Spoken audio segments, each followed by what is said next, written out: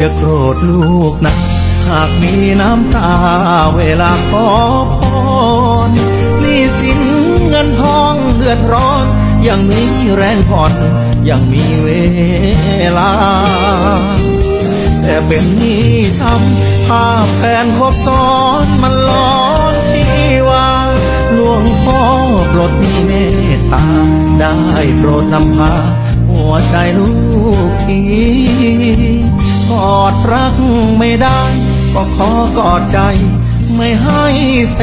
โซพลังวาโยเอาใจเข้มแข็งมีแรงใช้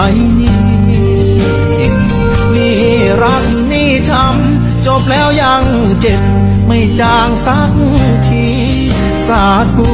หลวงพ่อปลดหนี้ขอบารมีลดหนี้นา